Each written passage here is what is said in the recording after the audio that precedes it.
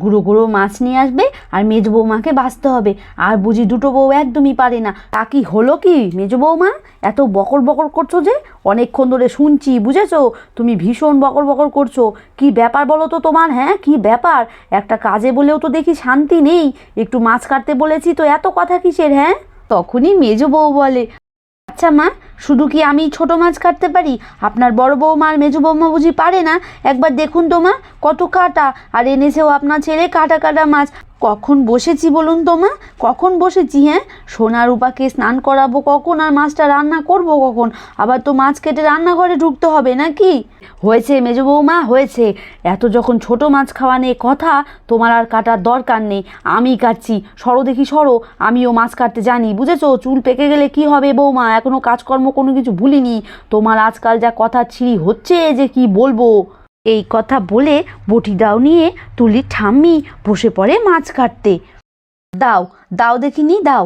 এইটুকু মাছ কাটতে যদি এত কথা বলো তো দরকার নেই তোমার কোনো কাজ করার। সরো দেখিনি, তুমি সরো, দেখো কি করে মাছ কাটতে হয়। এ কি মা, আপনি আবার রেগে গিয়ে মাছ কাটতে বসে পড়লেন কেন?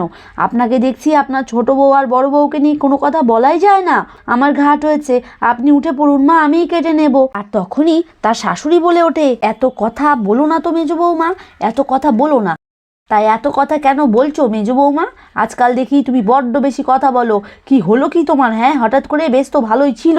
তো যাও না বাপু, তুমি গিয়ে ঘরে শুয়ে থাকো, আমি তো তোমাকে বারণ করিনি। কি হলো কি তোমার? হ্যাঁ, ছোট বউ আর মেজো বউ কতগুলো কাপড় কেচেছে, সেগুলো তো কাচবে নাকি? তারপরে তো মাছের কাছে আসবে। তোমার অসুবিধে হচ্ছে, আমি তো এসেছি কাটতে, তো তুমি এত কথা কেন বলছো বলো তো? হ্যাঁ।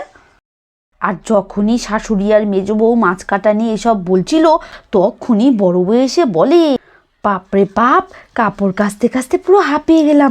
ও মা, মা, এ তো দেখছি ভালোই ছোট মাছ এনেছে। জানেন তো মা, এই খসখসে শাড়ি পরে কাপড় কাচা যে কি অসুবিধে হচ্ছিল, কি বলবো মা, ভীষণ অসুবিধে হচ্ছিল। বড় বৌমা, তোমারও যখন কাপড় কাচতে অসুবিধা হচ্ছিল, নিশ্চয়ই ছোট বউয়েরও হচ্ছিল, তো রেখে দিলেই তো পারতে। আমি তো এখনো বেঁচে আছি, হ্যাঁ, এখনো তো মরিনি, আমি কেচে দিতে পারতাম। তোমাদের তো আজকাল কাজকর্ম করতে ভীষণ কষ্ট হয়। আমি তো মাকে ভালো কথাই বললাম, মা হঠাৎ ক্ষেপে গেলেন কেন? এ মেজো, মায়ের কি হয়েছে বলতো? মা হঠাৎ করে এত ক্ষেপে গেলেন কেন?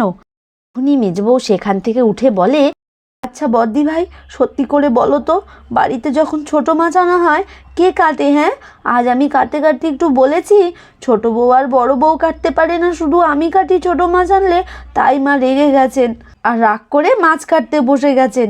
আমি তো লক্ষ্যই করিনি মা মাছ কাটতে বসে গেছেন। মা, ও মা, আপনি উঠুন মা, আপনি উঠুন। ওর কথা কেন ধরছেন বলুন তো? উঠে পড়ুন মা, উঠে পড়ুন। এই বয়সে আপনি মাছ কাটতে বসেছেন? উঠুন মা, উঠুন।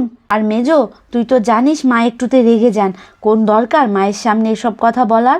যা যা, তাড়াতাড়ি করে মাছটা কেটে নে, রান্নার দিকটা আমি সামলে নিচ্ছি। আর ছোট, এদিকে আয়, কুটনোটা কুটে দে। এই কথা বলে বড় বউ রান্নাঘরে চলে যায়। যত দোষ আমারই, আমারই সব দোষ। আর বাড়ির সকলে ভালো, যাকগে আমি মাছটা কোটে স্নান করে আসি। তারপর মেজ বউ বসে আবারও হাত দিয়ে দিয়ে মাছগুলোকে বাছতে থাকে। এভাবেই মাছ বাছতে বাছতে একটা মাছের কাঁটা, এই আঙুলটাতে এত জোরে ব্যথা পেলাম, কাঁটা ঢুকে গেল বোধ হয়। হলো কি আবার? হ্যাঁ, তা কি হলো?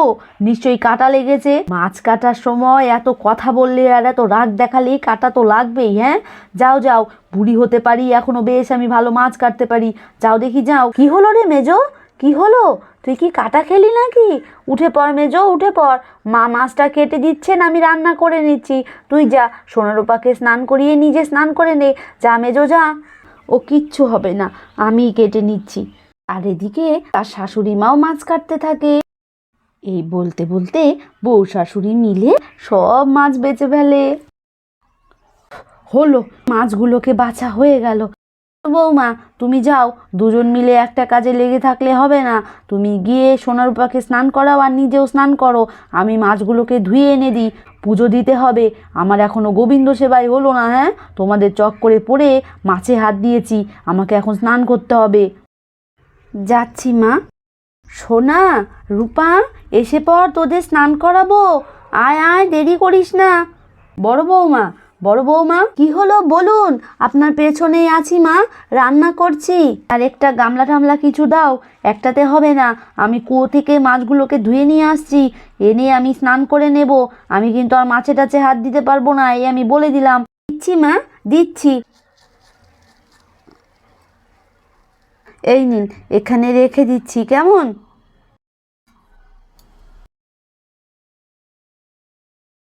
আমিও এবার মাছগুলোকে তাড়াতাড়ি করে ধুয়ে নিয়ে আসি। বড় বৌমা, আমার একটা কাপড় বের করে রেখো, আমি একবারে মাছ টাছ ধুয়ে এসে স্নান করব। তারপর রিনার শাশুড়ি মাছ টাছ কেটে কুয়োর পাড়ে চলে যায় মাছ নিয়ে আর বটি দাও নিয়ে। যাকগে বাবা, এবার কলটাকে পামিয়ে এক বালতি জল ভরে নিয়েছি। এবার আস্তে আস্তে করে মাছগুলোকে ধুই। যা কাটা মাছে কি বলবো। আর মেজ বৌমাকে এমনি রেগে গেছিল, আমি তো সবই বুঝি, কিন্তু মাঝে মাঝে রাগটা এত হয় যে নিজেকে আর সামলাতে পারি না। যাকগে, মাছগুলোকে ভালো করে ধুয়ে নিই। বড় বৌমাও রান্না করবে আর আমিও স্নানটা সেরে নেব মাছগুলোকে ধুয়ে। আর একটুখানি ধুলেই হয়ে যাবে। এই তো হয়েই এসেছে, এই তো বেশ চকচক করছে।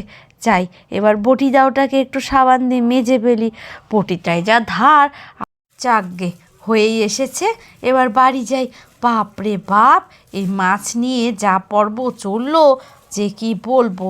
যাকগে, কাটা হয়ে গেছে, ধোয়া হয়ে গেছে, বেঁচে গেছি। এবার বাড়িতে যাই আস্তে আস্তে। বড় বৌমা, বড় বৌমা, এই নাও, মাছ ধুয়ে এনে দিয়েছি, বটি দাও মেজে দিয়েছি, এই নাও, নুন হলুদ মাখিয়ে ভাজতে শুরু করো দেখি। মাছ তো বেশ চকচক করছে মা। যান মা, আপনি স্নানটা সেরে আসুন মা, ভাতটা হয়ে এসেছে। যান মা, যান, মাছ ভেজে একটু ঘি দিয়ে ভাত দিয়ে খেয়ে নিন তো মা। এখন আর আমি খাবো টাবো না, এই আষ্টে উষ্টেগুলো ফেলে দিয়ে আমি স্নান সেরে আসি, বুঝেছো? এখন আমার ভাত টাত বেরো না। আর গা দিয়ে কেমন জানি আস্তে আস্তে গন্ধ করছে মাছ কেটে। যাই, আমি তাড়াতাড়ি করে এই পাতাগুলো ফেলে দিয়ে এখানে গোবর দিয়ে মুছে দিই। এই কথা বলে তুলির ঠাম্মি সেই আষ্টে উষ্টে পাতাগুলো ভালো করে তুলে, বৌমা, আমি এগুলো ফেলে দিয়ে একবারে স্নান টান সেরে আসছি, তুমি তাড়াতাড়ি করে রান্নাটা সেরে নাও। তো ছোট্ট বন্ধুরা, আমার গা দিয়ে ভীষণ আস্তে আস্তে গন্ধ বেরোচ্ছে, বুঝেছো? আমি এখন স্নান টান সেরে ঠাকুর ঘরে ঢুকবো।